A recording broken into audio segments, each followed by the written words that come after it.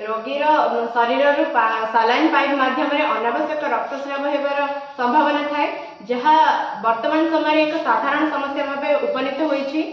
एहाको दूर करने मु डाक्तरखाना गुड़िक आत्मसतर्क अलार्म व्यवस्था प्रस्तुत करिछि। अलार्म सालाइन बोतल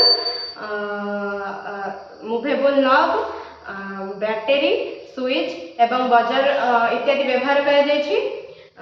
प्रथमे सालाइन बोतल एक मुवेबल नॉब सहित संयुक्त होता है जहाँ को अपर नॉब कह जाए। कॉलिंग बेल टर्मिनल्स गुड़िक लोअर नॉब रे संयुक्त होता है। जेतेबेले सालाइन टी सरीबा को लागे सेतेबेले अपर नॉब एवं लोअर नॉब दुईटी परस्पर सहित संयुक्त होता है एवं बजर बाजिबा को लगी था जहाँ फल कि नर्स माने निर्दिष्ट रोगी सेमानकर सालाइन स्थिति को जानिबार सक्षम होती एवं रोगीर सालाइन बोतल को परिवर्तन करिथांती जहाँ फल कि अनावश्यक रक्तस्राव होबार कौन सुजोग ही न थाए। यही प्रकल्पर अनेक सुविधा अच्छी। यह बहुत कम मूल्यर प्रकल्प अटे। एथिरे कौन व्याघात बा त्रुटि देखागले यह अति सहजरे मरामती करा जाय परिबो।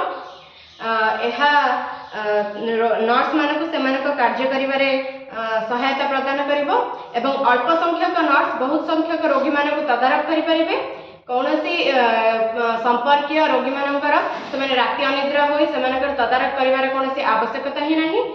यही प्रकल्पर बहुल भाव में व्यवहार मानव जाति उपयोगी हेबो बोली मु आशा करुछि। धन्यवाद।